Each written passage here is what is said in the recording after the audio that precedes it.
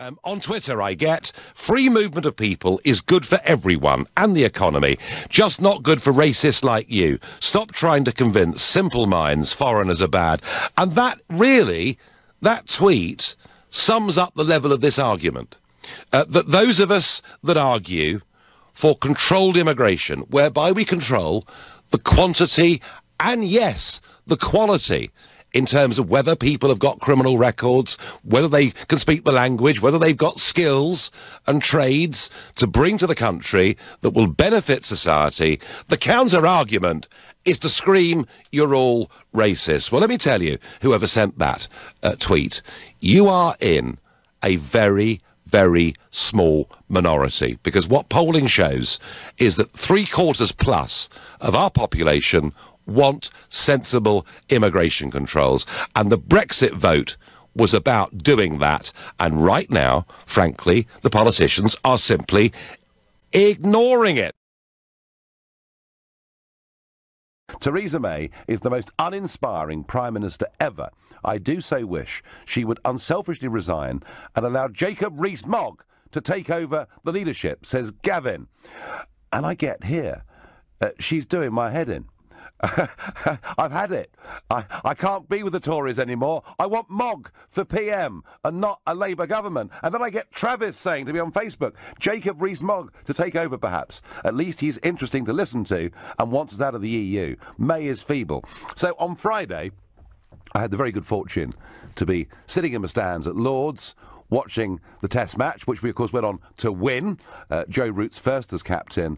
And who was I chatting to but Jacob Rees-Mogg, who loves his cricket. And I think there's something about Jacob that does appeal to people, his absolute authenticity. So I said, Jacob, what on earth are you doing at the cricket?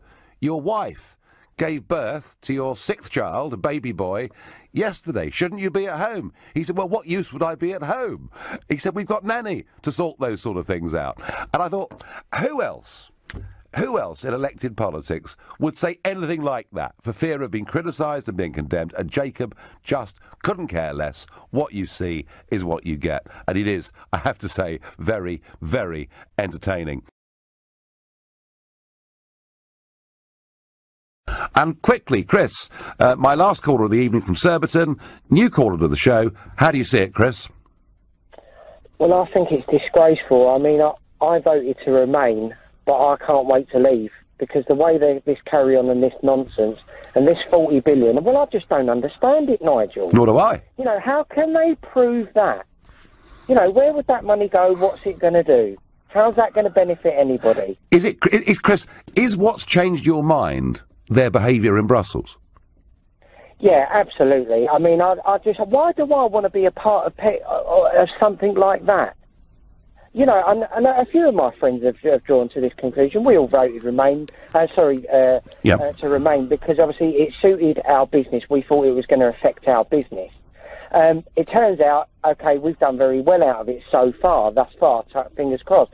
But moving forward, you know, I just don't want any part of it now, and I want out. And I owe you an apology, sir, for that, you know, because I wrote to May, and you did say about it, and, you know... No one in a democracy, Chris, owes anybody an apology. They do what they think is the right thing at the time. But your call is fascinating. I thank you for it.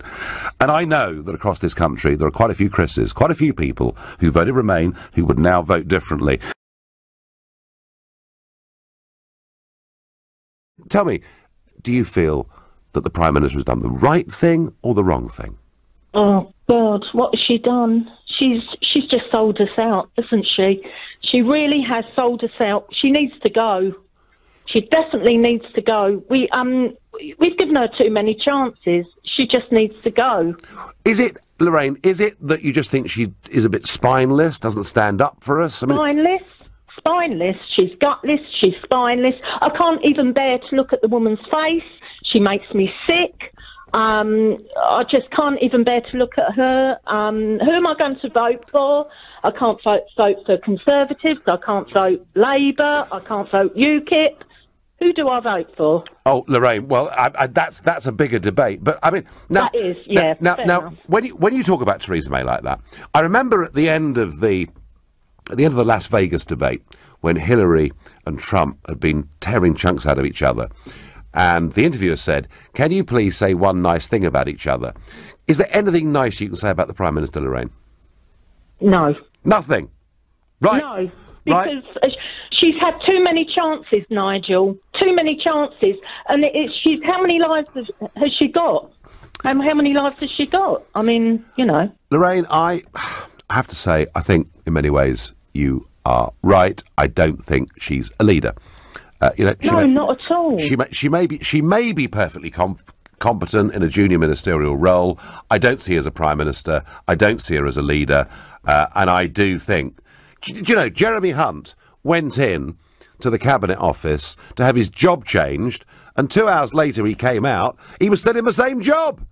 Well, that speaks volumes, doesn't it? So if she can't even shuffle her own team around... Well, there you are. Yeah, there you are. Yeah. It speaks volumes, doesn't it? Lorraine, she's not up to it. Thank you for the call. Thank you for the call. Calm down as the evening goes on, otherwise you won't be able to sleep. But I do understand your upset and your anger. You're not the only person feeling it.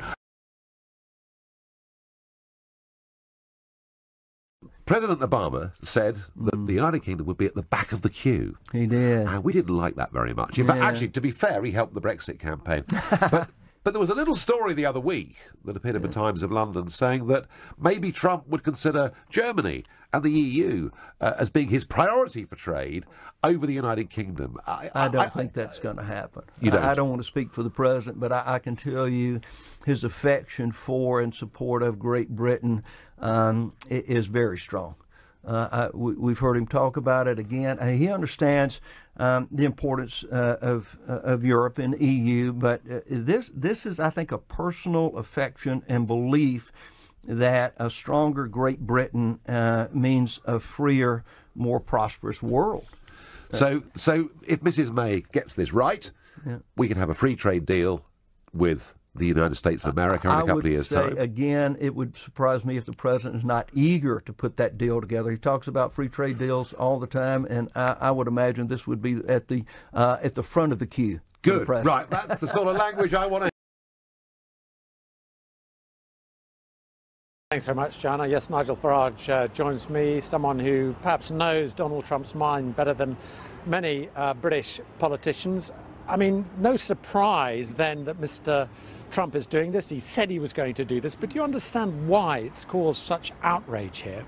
Yes, because British politicians are sheer hypocrites. Do you know, in 2011, when 2 al-Qaeda terrorists were found in Kentucky, Obama completely arbitrarily brought in a 6-month ban on any Iraqi coming in to the USA. We did not hear a word of protest from any British politician about Obama doing that in the interest of keeping America safe. And what has happened here is the countries upon which Trump has put a temporary travel ban while they work out how they're going to put extreme vetting in place. That list was drawn up by the Obama administration, and what he is doing is implementing it. And it seems to me that when Obama does something, that's fine, but somehow Trump is in this category of being a bad guy. Let's be honest, this was all part of his manifesto. In fact, in some ways, he hasn't gone as far as he said at some parts of the campaign. And you think that Britain ought to implement a similar process of excessive vetting? Well, I certainly do. Yes, of course I do. I mean, we already have a problem with homegrown terror. And goodness knows it's going to take us many years, you know, to work on integration within our communities. The last thing we need to do is to add from it from outside. Mercifully, we are not part of the Schengen area. We see the terrible mistakes that Angela Merkel has made over the course of the last couple of years. And yes, I want us to be as careful as we can. But let's just be clear, the most recent terrorist acts carried out in Britain and America have not been by refugees. They've been by homegrown terrorists. And the danger of this policy is it alienates moderate, mainstream Muslim opinion. It makes it harder to fight terrorism. I don't think that moderate mainstream Muslim opinion will be at all worried about this policy. In fact, they'll be pleased. Well, they will if their relatives can't come here. Well, yeah, you are always going to find individual cases where a family will have a grievance. But overall, and I've got moderate Muslim friends living in this country, you know, who feel every time there's a terror attack that their quality of life is declining hugely. So anything we can do to stop these things happening actually makes it better for everybody. Do you understand why people are unhappy about what this says about traditional British values of openness and tolerance and what it would mean if we imposed the sort of ban that Mr. Trump has. Well, I would get that point, you know, and whether it comes from the Labour Party or the Lib Dems or the government, I would get that point. But I'm not hearing condemnation of Saudi Arabia, of Qatar, of many other Arab states who refuse to take a single person from Syria over the course of the last few years. I am not hearing criticisms of the 16 countries in the world that ban anybody from Israel from even visiting on holiday. I'm not hearing any consistent message. I heard nothing criticising Obama for banning Iraqis for 6 months, and I think, frankly, the British political class and much of our media are guilty here of double standards. Nigel Farage, thanks very much for your time. There'll be much